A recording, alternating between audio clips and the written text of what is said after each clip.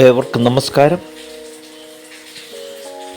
നമ്മുടെ രാഷ്ട്രപതി ശ്രീമതി ദ്രൗപദി മുർമുവിൻ്റെ 80ാമത് സ്വാതന്ത്ര്യദിന സന്ദേശം.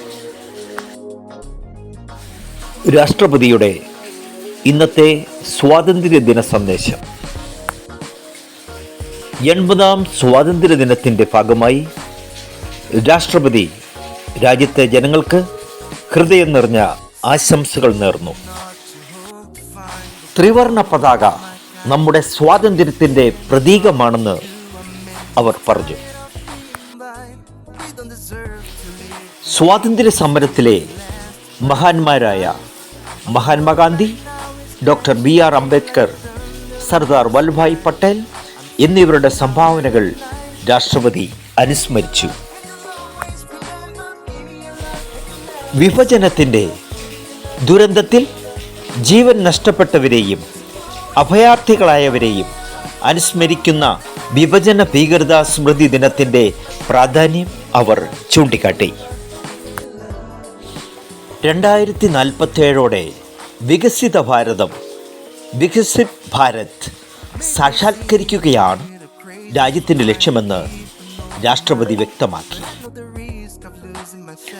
കർഷകർ, അധ്യാപകർ, വിദ്യാർത്ഥികൾ, ശാസ്ത്രജ്ഞർ, ഡോക്ടർമാർ, തൊഴിലാളികൾ, സൈനികർ തുടങ്ങി എല്ലാ വിഭാഗങ്ങളുടെയും രാജ്യനിർമ്മാണത്തിലെ സംഭാവനകളെ അവർ അഭിനന്ദിച്ചു. ഇന്ത്യയുടെ ഡിജിറ്റൽ മുന്നേറ്റം, അടിസ്ഥാന സൗകര്യ വികസനം, സാമ്പത്തിക വളർച്ച, പുനരുപയോഗ ഊർജം എന്നിവയും പ്രസംഗത്തിൽ. സ്ത്രീ ശാക്തീകരണത്തിനും യുവജനങ്ങളുടെ കഴിവുകൾക്കും രാഷ്ട്രപതി പ്രത്യേകം പ്രാധാന്യം നൽകി. പരിസ്ഥിതി സംരക്ഷിക്കുകയും വരും തലമുറകൾക്കായി പ്രകൃതി വിഭവങ്ങൾ സംരക്ഷിക്കുകയും ചെയ്യേണ്ടത് എല്ലാവരുടെയും ഉത്തരവാദിത്തമാണെന്ന് അവർ ഓർമ്മിപ്പിച്ചു.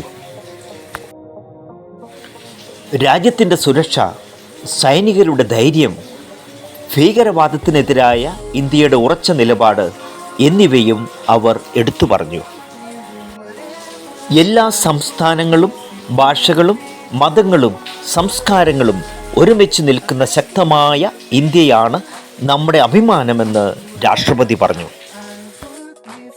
അവസാനം, സ്വതന്ത്ര ഭാരതത്തെ വികസിത ഭാരതമാക്കി മാറ്റുക എന്ന ദേശീയ ലക്ഷ്യത്തിനായി എല്ലാവരും ഒരുമിച്ച് പ്രവർത്തിക്കണമെന്ന് രാഷ്ട്രപതി ആഹ്വാനം ചെയ്തു.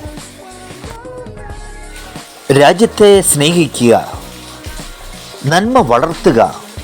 ഒരു രാജ്യം ഭൂമി മാത്രമല്ല, അതിലെ ജനങ്ങളാണ് രാജ്യം എന്ന് അദ്ദേഹം അടിവരയിട്ട് പറഞ്ഞു.